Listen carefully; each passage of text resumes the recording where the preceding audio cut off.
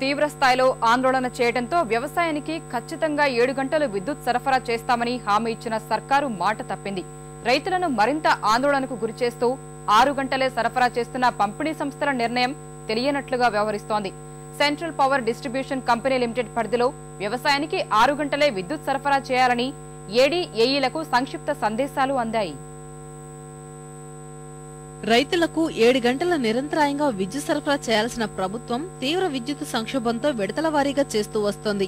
విపక్షాల ఆందోళనతో 7 గంటల విద్యుత్ ఇస్తామన్న హామీ అప్పుడే నీరుగారిపోయింది. వ్యవసాయ విద్యుత్ సరఫరాను 6 గంటలకే పరిమితం చేయాలని సిపిడిసిఎల్ పరిధిలోని అన్ని జిల్లాలకు ఎస్ఎంఎస్లు పంపించారు. రైతులను 2 గ్రూపులుగా చేసి ఒక గ్రూపునకు ఉదయం 6 నుంచి 9 గంటల వరకు ఒకసారి, రాత్రి 9 నుంచి అర్ధరాత్రి వరకు 2 విడతలుగా విద్యుత్ ఇస్తున్నారు. రెండవ గ్రూపునకు అర్ధరాత్రి నుంచి ఉదయం 3 గంటల వరకు, మధ్యాహ్నం 3 నుంచి సాయంత్రం 6 గంటల వరకు సరఫరా చేయాలని నిర్ణయించారు.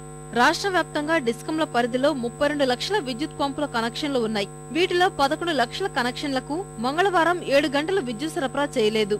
మరో 4 లక్షల కనెక్షన్లకు 3-4 విడతలుగా కరెంటు సరఫరా చేశారు. ఈ మేరకు డిస్కంలు ముఖ్యమంత్రి కార్యాలయానికి సమాచారమిచ్చాయి.